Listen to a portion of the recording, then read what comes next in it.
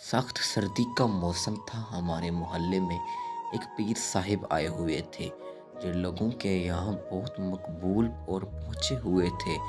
इनकी दुआ में बड़ा असर था। क्या मर्द क्या औरतें, सबकी ख्वाहिश थी कि किसी न किसी तरह पीर साहिब के हाथ चूमने का एक मौका मिल जाए। पीर साहिब रोज़ाना रात को मोहल्ले के किसी एक घर में क़याम करते और वो घर वाले ख़ुद को बहुत खुशकिस्मत समझते थे। वहाँ पर इनकी खूब खिदमत सेवा की जाती थी। फिर एक रात हमारे घर वालों को पीर साहिब की खिदमत का मौका मिल गया। मेरी वालदा खुशी से फूले नहीं समा रही थी। सारा दिन किचन में खाना बनाती रहीं। शाम होते ही वो हमारे घर पहुँच आए। मेरी वालदा और वालिद ने मज़ेदार खानों से इनकी तवाज़ा की। फिर पीर साहिब ने हाथ उठाकर लंबी दुआ मांगी और मेरी भोली भाली माँ खुशी से निहाल हो गई।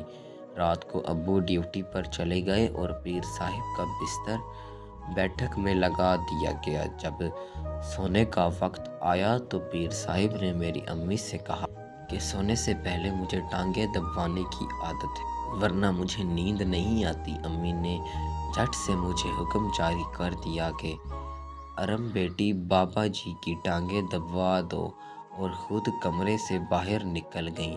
अब मेरा कोई भाई तो था नहीं। मेरी अम्मी तो पीर साहिब की इतनी कदरदान थीं कि इनका बस चलता तो खुद ये काम करने लग जाती। ही पीर साहिब अच्छे नहीं लगते थे, ऊपर से इन की टांगें दबाने वाला काम मेरे गले पड़ गया। चारों नाचार में इनकी चारपाई पर बैठ गई और टांगें दबाने लगी। थोड़ी देर बाद पीर साहिब ने मेरा हाथ पकड़ा और कहने लगे, तुम्हारे हाथ ठंडे हैं, मैं गर्म कर देता हूँ।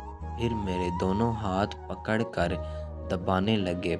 मुझे बहुत उलझन महसूस होने लगी, लेकिन एक तो वो बड़े हर दिल अजीज़ थे, दूसरा मैं ना समझ बच्ची थी, इसीलिए मैं खामोशी से बैठी रही। कोई 1 घंटा वो मुझे ऐसी फरमाइशें करके तंग करते रहे।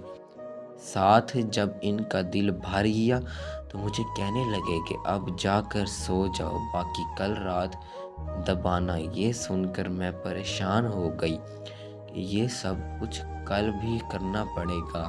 मैं खामोशी से जाकर बिस्तर पर लेट गई। मेरे दिल में इस पीर साहिब के लिए शदीद नफ़रत बढ़ गई थी। मुझे इस शख्स का असली चेहरा पता चल गया था, जिसको सब सर आंखों पर बिठाते थे, लेकिन मैं चाह कर भी कुछ नहीं कर सकती थी। फिर अगले दिन सारे मोहल्ले में बात फैल गई कि पीर साहिब मुसलसल दूसरी रात भी खिदमत का मौका हमारे घर वालों को देना चाहते हैं। मैं समझ गई थी कि पीर साहिब की नज़र मुझ पर है। उस रात भी हसब तवक्का पीर साहिब की टांगें दबाने की जिम्मेदारी मुझे दी गई। इस रात पहले तो वो देर तक मुझसे टांगें दबाता रहा। जब उसने देखा कि मेरी माँ सो गई हैं तो मुझे कहने लगा कि तुम थक गई होगी, थोड़ी देर यहाँ बिस्तर पर लेट जाओ, मैं तुम्हारी टांगें दबा देता हूँ। मैंने इनकार में सर हिला दिया, लेकिन वो कहाँ मानने वाला था। मैं समझ गई कि कल तो बच गई थी, आज बचना मुश्किल है। मुझे अपनी माँ पर गुस्सा आ रहा था, जो मुझे इस भेड़िए के हवाले करके खुद मज़े से दूसरे कमरे में सो रही थी। मैंने भागने का सोचा, लेकिन इस शैतान की गिरफ्त के आगे मैं खुद को ऐसी चिड़िया समझ रही थी जिसको किसी ताकतवर बाज ने दबोच रखा हो। कमरे में मध्यम सी लाइट चल रही थी, अचानक वो भी बुझ गई। शायद बिजली बंद हो गई थी। मैं बेहस होकर अपनी बर्बादी का तमाशा देखने लगी। मैं दिल में अल्लाह से दुआ कर रही थी कि ऐ खुदा, मुझे इस आफत से बचा ले। अचानक एक ज़ोरदार आवाज़ आई, पीर साहिब की चीख निकली। इसके बाद कमरा रोशनी से भर गया। मैंने आंखें खोल कर देखा तो मेरी माँ हाथ में बड़ा सा डंडा पकड़े गजबनाक खड़ी थी। फिर देखते ही देखते मेरी माँ ने पीर साहिब पर डंडों की बारिश कर दी। वो शैतान अपने जूते छोड़कर भाग खड़ा हुआ। उसने दरवाज़ा खोला और रात के अंधेरे में फरार हो गया। इसके बाद वो जाली पीर कभी हमारे इलाके में नज़र नहीं आया।